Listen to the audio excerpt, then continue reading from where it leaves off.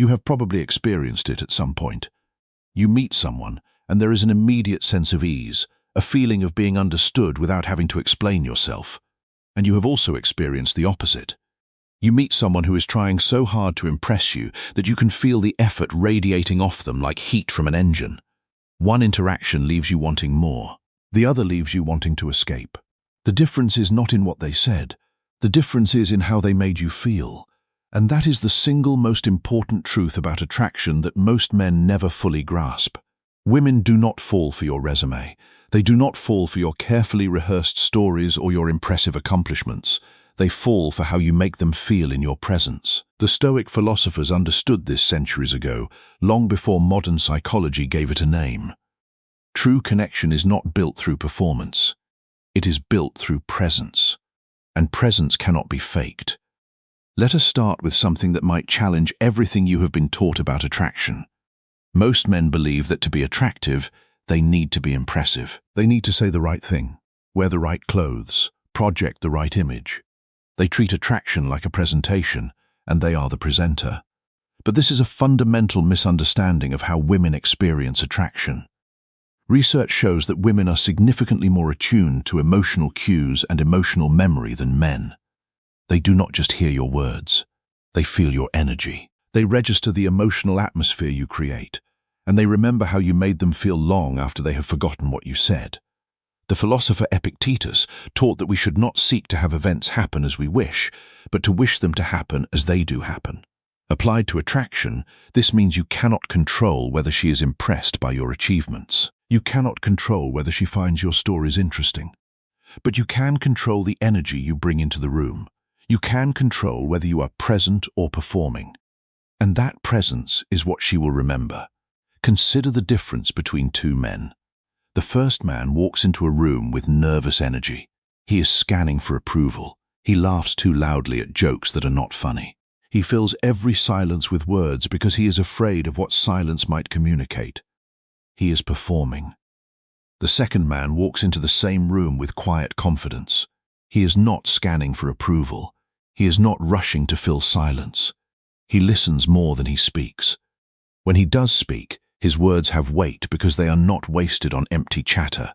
He is present. Which man do you think leaves a lasting impression? The answer is obvious. The first man is forgettable because his performance is exhausting. The second man is memorable because his presence is grounding. The Stoic philosopher Seneca wrote that a wise man is content with himself. Be the man who does not need anyone, yet is wanted by everyone because of his presence. When you are content with yourself, you do not need to perform. You do not need to impress. You simply are. And that simplicity is what draws people to you. There is a reason women are drawn to men who are emotionally steady. It is not because they are looking for someone to dominate them. It is because they are looking for someone who will not fall apart when life gets hard. A man who is emotionally stable is a man who can be trusted, a man who can be relied upon, a man who will not panic when things go wrong. And that reliability is deeply attractive. The Stoic philosopher Marcus Aurelius wrote that you have power over your mind, not outside events. Realize this, and you will find strength. When you have power over your own mind, you are not thrown off balance by external events. You are not rattled by her mood. You are not anxious about her response. You are steady. And that steadiness creates a feeling of safety. And safety, for women, is often the foundation of desire. When a woman feels safe with you, she can relax. She can be herself. She can open up. And that opening is what allows genuine connection to form. But here is where many men get it wrong. They confuse emotional stability with emotional suppression. They think being steady means being cold. They think being unshakable means being unfeeling. And this is a dangerous misunderstanding. The Stoics were not advocating for emotional numbness. They were advocating for emotional mastery. The difference is crucial. Emotional suppression is when you push your feelings down and pretend they do not exist. Emotional mastery is when you feel your feelings fully but do not let them control your actions. When you can be angry without being cruel. When you can be hurt without being vengeful. When you can be disappointed without being despairing. That is what the Stoics called the inner citadel, the part of you that remains steady no matter what storms rage around you. And that inner citadel is what makes you a safe person to be around. Not because you are cold, but because you are grounded. The philosopher Epictetus wrote that no man is free who is not master of himself. When you master your emotions, you are truly free. You are free from the tyranny of your own impulses. You are free from the need for external validation. And that freedom is what makes you magnetic. Now let us talk about what this looks like in practice. Imagine you are on a date. The conversation is flowing. She is sharing something personal, something that matters to her. The performing man is already thinking about what he is going to say next. He is waiting for his turn to speak. He is looking for an opportunity to impress her with his own story. The present man is simply listening. He is not thinking about what he is going to say. He is not waiting for his turn. He is fully engaged with her. He is holding space for her experience. And when she finishes, he does not rush to fill the silence. He pauses. He lets her words land. And then he responds with something that shows he was actually listening. That pause, that moment of presence, is where connection is built. It is not about what he says. It is about how he makes her feel. He makes her feel heard. He makes her feel seen. He makes her feel like she matters. And that feeling is what she will remember. There is a concept in psychology called the mere exposure effect. It suggests that repeated exposure to a stimulus increases our liking for it. But this is not just about physical proximity. It is about emotional proximity.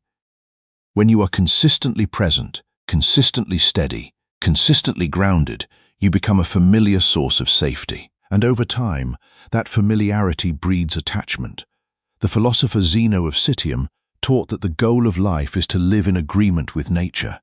And it is human nature to seek safety, to seek connection, to seek the feeling of being understood. When you provide that feeling, you are living in agreement with that nature. You are not fighting against it. You are flowing with it. And that flow is what makes you irresistible. But there is a trap here that many men fall into. They think that being present means being passive. They think that holding space means doing nothing. But presence is not passivity. Presence is active engagement. It is the willingness to be fully with someone without trying to control the outcome. It is the willingness to be vulnerable without being needy. It is the willingness to be strong without being domineering. The philosopher Musonius Rufus, who profoundly influenced Epictetus, wrote that we should not use our words to command, but to persuade and to teach. And the greatest persuasion is not about convincing someone of your worth. It is about demonstrating it through your actions. When you are present with a woman, you are demonstrating your worth without saying a word. You are showing her that you are someone who can be trusted, someone who can be relied upon, someone who is not trying to get something from her. And that demonstration is far more powerful than any pickup line. Let us talk about the difference between desire and need. Many men confuse the two. They think that wanting someone is the same as needing them. But the Stoics understood that true desire is born from fullness, not from lack. You can deeply want to share your life with someone, feel genuine attraction, thoroughly enjoy their company, and still keep your identity, your projects, your ability to be okay, intact, regardless of the outcome of that specific relationship. Need, on the other hand, is born from emptiness. It looks for something in the other person that, in reality, only you can provide for yourself. Inner security, a sense of self-worth, emotional stability. When you approach a relationship from a place of need, you are essentially saying, I am not complete without you. I need you to fill this void in me. And that is a heavy burden to place on another person. The philosopher Erich Fromm, who wrote extensively on the psychology of love, argued that in a society built around consumption, we have come to treat love itself as something to acquire, something to obtain, almost like a product that will finally satisfy us if we just find the right one. This consumer mindset toward love turns the other person into an object meant to solve a problem inside us, rather than a whole human being to be known and appreciated on their own terms. When you approach dating from that mindset, even without realizing it, you are essentially shopping for a solution to your own emptiness. And people, again, tend to sense being treated as a solution rather than as a person, and it pushes them away. When you confuse desire with need, you end up behaving in ways that push away the very thing you are trying to pull closer. You text too often. You ask for constant reassurance. You show anxiety at any ambiguous sign. And all of that behavior, even if it comes from an understandable place, communicates exactly the opposite of what you want to convey. It communicates neediness. And neediness, as we have discussed, is the ultimate attraction killer. The Stoic philosopher Epictetus taught that we should not be upset by what we do not have, but rejoice in what we do. When you are able to rejoice in what you have, when you are able to be content with yourself, you no longer need to cling to someone else for validation. You are free to desire without needing. You are free to want without grasping. And that freedom is what makes you magnetic. Now let us address a question that might be on your mind.